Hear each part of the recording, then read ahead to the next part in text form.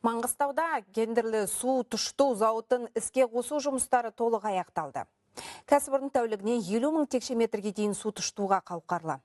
Жобаны мемлекет басшысының тапсырмасымен Қазмұнайгаз ұлттық компаниясы жүзеге асырды. Енді бұдан былай Жаңаөзен қаласы мен оған іргелес жатқан елді мекендер тұрғындары ауыз судан тапшылық көрмейді. Аягөз Оралбайқызы тарқатып айтады.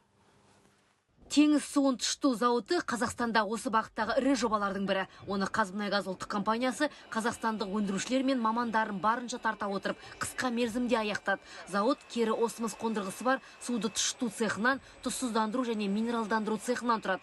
Нысан пайдалануға дайын. Жыл соңына дейін облыс әкімдігінің коммуналдық меншігіне беру жоспарланған. Қазіргі таңда завод жұмыс жасап тұр. Су Жаңаөзен халқының қамтамасыз етеді.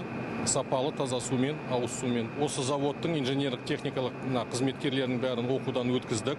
Олардың бәрі осы заводтың реттеу және қосу жұмыстарына қатысты.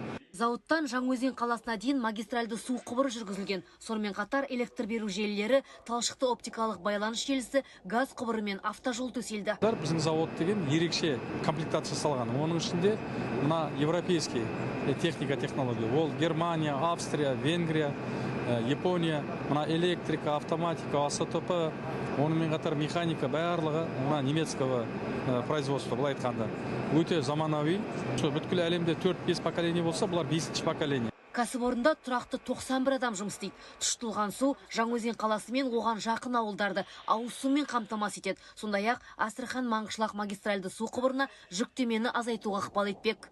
Аягөз Оралбайқызы, Қазақстан ұлттық арнасы, Маңғыстау облысы.